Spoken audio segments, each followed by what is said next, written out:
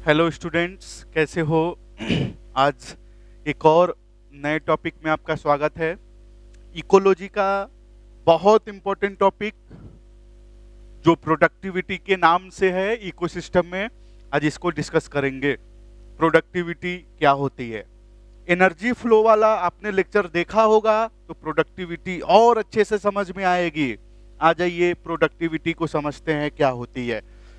Productivity मतलब rate of new biomass production. एक unit area, unit time को ही productivity कहेंगे।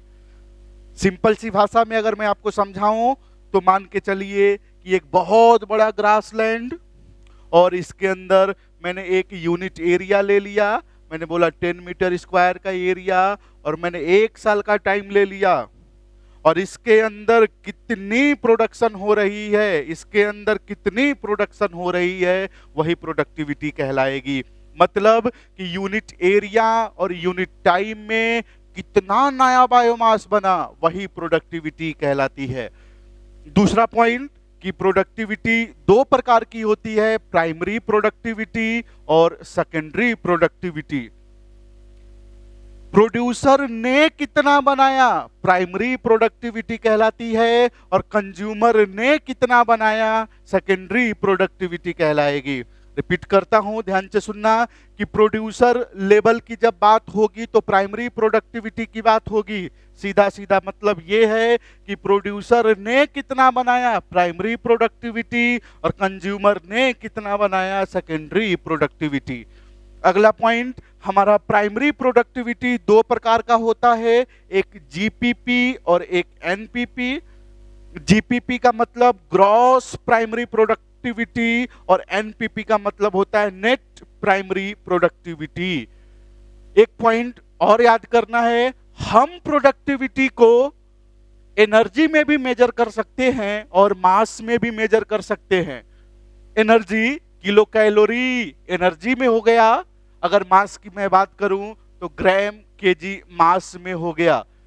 तो हम प्रोडक्टिविटी को एनर्जी में भी मेजर कर सकते हैं और मास में भी कर सकते हैं। और एक पॉइंट और याद रख लेना कि ये जो मैंने लिखा है केजी पर मीटर स्क्वायर पर ईयर, सीधा सीधा बात एनसीईआरटी में इसी पॉइंट को एनसीईआरटी ऐसे लिखी है तो आपको याद कर लेना है। और एक पॉइंट याद रख लीजिएगा, कुछ बुक में ऐसे लिखी है एनसीईआरटी तो इसको कट कर लेना है, ये वाला पॉइंट लिखना है जो एनसीईआरटी लिख रही है। तो दो पॉइंट मैंने बोला कि मेजर इसको एनर्जी में भी किया जा सकता है और मास में भी। किलो कैलोरी एनर्जी हो गया, ग्राम केजी हमारा मास हो गया। तो ये बेसिक स्ट्रक्चर मैंने बताया प्रोडक्टिविटी का क्या होता है। आ जाइए अपन जीपीपी और एनपीपी समझेंगे। एक बात और, जीपीपी एनपीपी को समझाने के पहले एक बात और बता देता हूं कि हमारे इकोसिस्टम में जब भी स्टडी होती है तो एक पर्टिकुलर एरिया एक पर्टिकुलर टाइम में ही होगी। हमारे इकोसिस्टम में जब भी स्टडी होगी तो एक पर्टिकुलर एरिया और एक पर्टिकुलर टाइम में ही होगी। इस बात को याद कर लेना है। तो आ जाइए जीपीपी और एनपीपी क्या होता है इसे समझते हैं।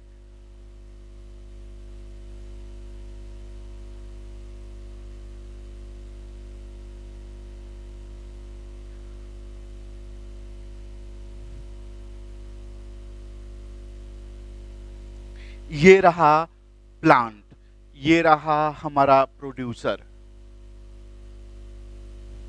ठीक। इसको 1 साल का टाइम देते हैं, मैंने 1 साल का टाइम इसको दिया, 1 ईयर का टाइम दिया, और मैंने बोला कर फोटोसिंथेसिस। 1 साल का टाइम मैंने दे दिया और एक मान के चलिए 10 मीटर स्क्वायर एरिया ले लिया। सपोज, ध्यान से सुनना है मेरी बातों को, मान के आपको चलना है कि 10 मीटर स्क्वायर एरिया के अंदर एक ही प्लांट है और मैंने बोला है जब भी स्टडी होगी तो यूनिट एरिया यूनिट टाइम में ही होगी। मैंने 1 साल का टाइम लिया और 10 मीटर स्क्वायर एरिया ले लिया और मैंने बोला कर फोटोसिंथेसिस। इस प्लांट ने 1 साल के अंदर 100 किलो कैलोरी प्रोडक्शन किया। ध्यान से सुनना, मैंने क्या बोला कि 1 साल के अंदर 1 साल के अंदर और 10 मीटर स्क्वायर एरिया के अंदर इस प्लांट ने 1 साल के अंदर 100 किलो कैलोरी एनर्जी बनाई। जितनी बनाई उसे जीपीपी कहते हैं। जितनी बनाई है उसे जीपीपी कहते हैं। अब इसमें खर्चा एक भी नहीं हुआ है, खर्च अब करेंगे। जितना बनाया जीपीपी कहलाता है। मैंने अभी खर्च एक भी नहीं किया, खर्चा अब होगा। मान के चलिए प्लांट अब इस 100 किलो कैलोरी का ये रेस्पिरेशन में भी यूज करेगा और अदर मेटाबॉलिक एक्टिविटी में भी यूज करेगा। मैंने एनर्जी फ्लो में बताया था।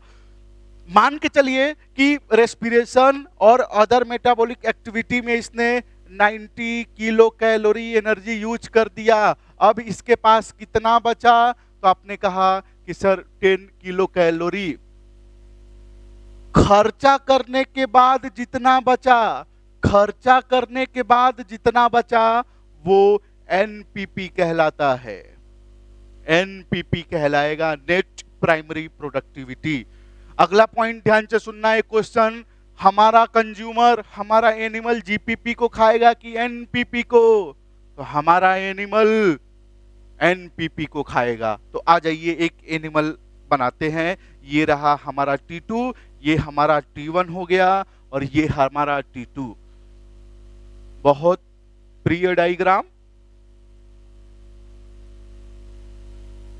ये T2। फिर रिपीट करता हूं, ध्यान से सुनना।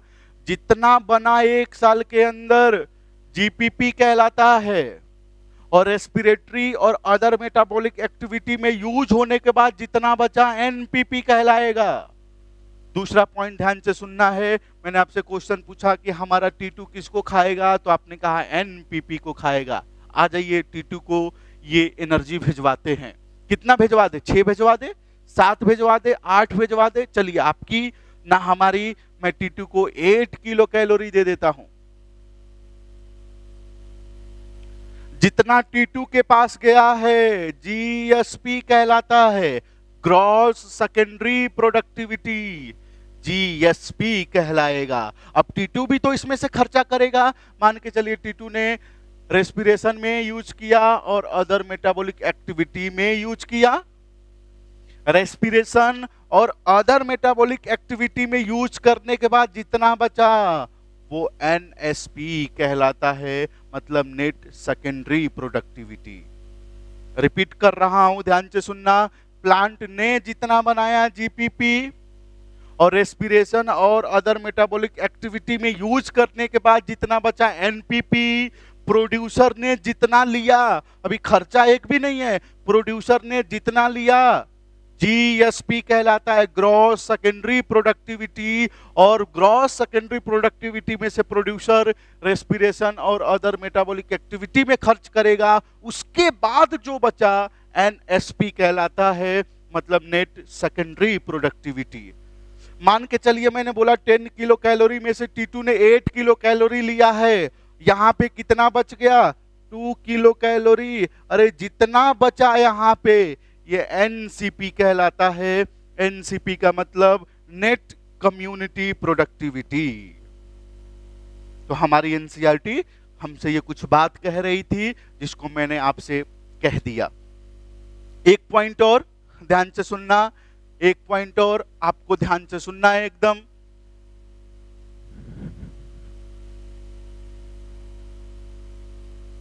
एनसीईआरटी लिखती है जीपीपी माइनस आर एनपीपी कहलाता है। और यही तो मैंने बताया है, आर का मतलब आप respiration plus other metabolic activity लीजिएगा। ठीक, एक एस्टिमेट वैल्यू है हमारे टोटल अर्थ,